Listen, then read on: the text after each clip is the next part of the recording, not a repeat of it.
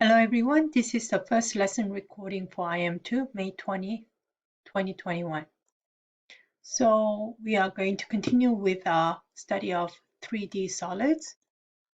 The previous class, we worked on surface area of prisms, pyramids, cylinder, and cone. Now today, we're going to go into volume of prism and cylinder, and also volume of pyramid and cone. So when you're talking about volume, it is really how much of a substance. So for example, if you have bread, how much of bread do we have? Okay.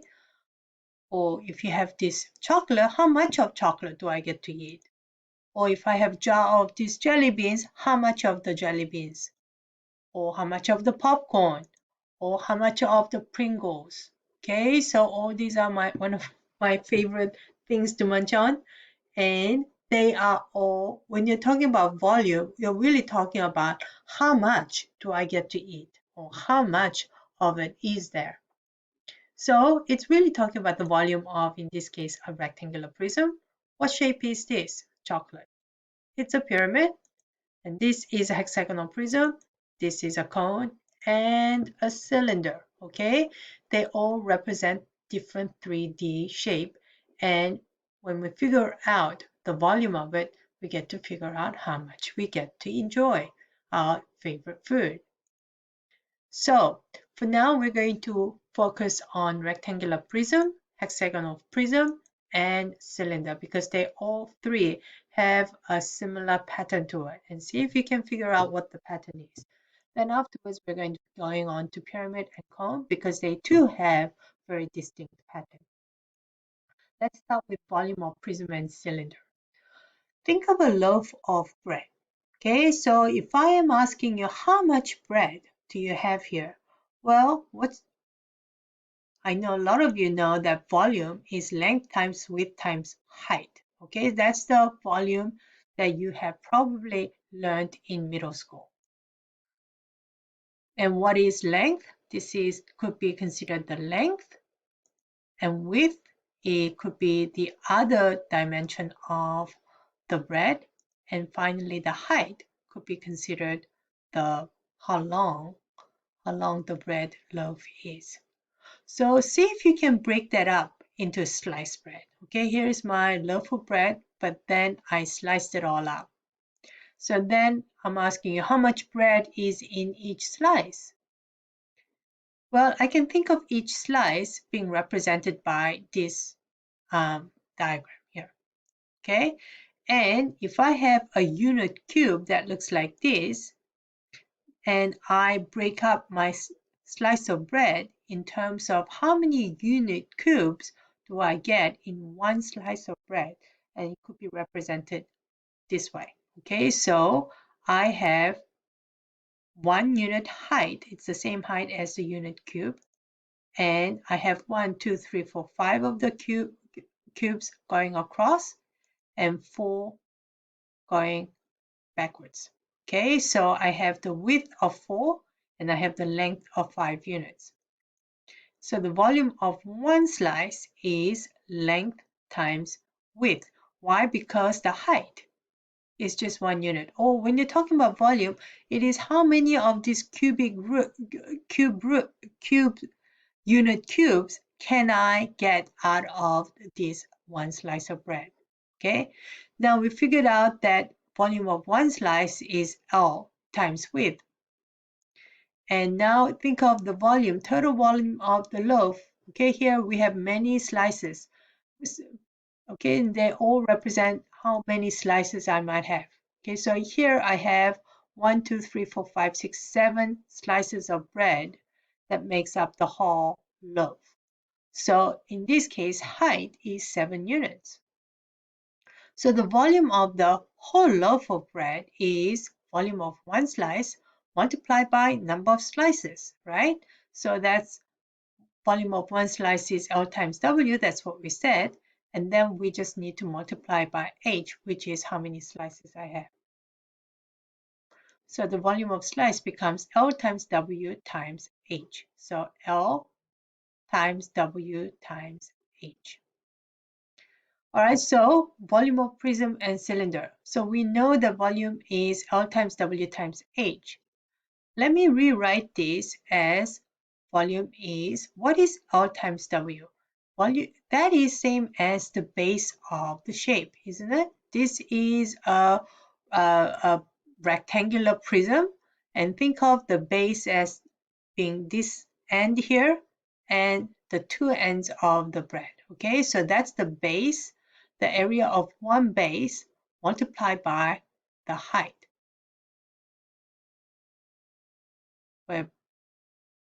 Okay, so then we have the similar situation for volume of triangular prism. Okay, this is another prism, but this time the base shape is triangle. It's a prism because we have two parallel bases that are exactly the same, top and bottom. So it's a prism with a triangle as a base, a triangular prism. And again, I am going to divide this up into slices. Okay, so and this, how many slices I get is 9 slices. The volume is, if I can figure out the area of the base here, okay, and this prism is really made up by the area of one triangle multiplied by however many slices I make, which is the height. So that's where you get the formula. The volume is B. B stands for base shape, the base shape area. Okay, so whatever the base shape is, area of the base shape multiplied by the height, however tall it is. In this case, area of the base, it's a triangle with the width of 5 and width of 6. So I know the area of the base is half times 5 times 6, which is 15. So if I figure out area of the base, then I just need to multiply by how many slices, which is 9, or height. So height is 9 units. And then volume now is whatever the base area is, area of the base is multiplied by the height. And so 15 times 9 is 135 unit cube. Okay, I hope you are starting to see that it is just being, whatever the base is, it's being stretched out by the height. So the volume is just going to be calculating the base multiplied by the height. So that was the case for rectangular prism. Now it is true for triangular prism. What about this? What shape is this? Okay, what is the shape?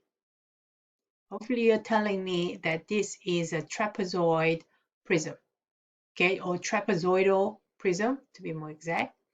And here, volume of any prism is going to be whatever the base area is, area of the base is multiplied by the height. So you need to figure out quickly what is the base shape. Okay, the base shape is a trapezoid. So we need to figure out the area of the trapezoid and then multiply that by whatever the height is, or this length, the perpendicular length. Remember, just the way when we are multiplying to figure out the area, the two dimensions had to be perpendicular. Just the same way, to figure out the two numbers that are multiplying has to be this number, average of these two, the length of these two sides of the trapezoid, the short and the long side, and multiply that by the height, and notice that the number that we're multiplying is always perpendicular. Again, it's the same thing. The base and the height, they are perpendicular to each other. Okay, so that should be a clue to you which number that should I be using. So we need to figure out the base shape is trapezoid, and how do we figure out the area of the base? It's average of the two sides, the top and the bottom side, the two top and bottom parallel sides. So that's going to be 5 plus 8 divided by 2. So, or 5 plus 8 multiplied by half. That's the average of the two multiplied by the height of the trapezoid, which is 4, which is 26. Now that we figured out the area of the trapezoid, to find the volume, volume is just going to be the area of the trapezoid multiplied by the height, which is 12, and that's going to give us 312 unit cube. Now, what about the volume of prism and cylinder? Okay, prism, I'm sorry, what about the area of a cylinder? Well, a cylinder is just very much like this, the prism here, except the base shape is instead of being a polygon, it's a circle. But again, you can divide that up into many different slices. So the volume is going to be whatever the area of the base, in this case, the base happens to be circle, multiplied by the height. And again, notice that the base and the height are perpendicular. They're making 90 degrees. So, and the base shape is circle. And if I was to tell you the radius of the base is 4 units, then the area of the base is pi r squared. So it's pi times 4 squared, which is 16 pi. And therefore, the volume, we figured out the area of the base, 16 pi. And then to that, we need to multiply by the height. In this case, is 10 units, so 160 pi unit cubed. Okay, notice that the units are cubed, not squared or just by itself. If it's a meters, it's going to be meters cubed. If it's inches or centimeters, it's going to be inches cubed or centimeters cubed. All right, at this point, you are going to be working on these 4 problems. Again, just like last lesson, you have a worksheet packet that I'm going to put in the chat. Use volume is base, the big B multiplied by H, where big B, it's not the base of the triangle. It's the big B is the base area of the base of the shape. Okay, so area of the base multiplied by height. So to do that, you need to identify the parallel bases in the solid, and then find the basis area, and then find the volume. Okay, so you have 4 of these problems, and if you click on the link, it's going to send you to this document. Okay, and again, it's going to walk you through. Okay, make sure you show all your work, and you are going to be turning this in. And I am not going to share the answers because I am finding that students are really relying on that and not doing the work themselves. So I would like to see your work, your original work. And if you need help, please ask. I'm more than happy to help you. Okay, I am going to continue with the next section in the next lesson recording.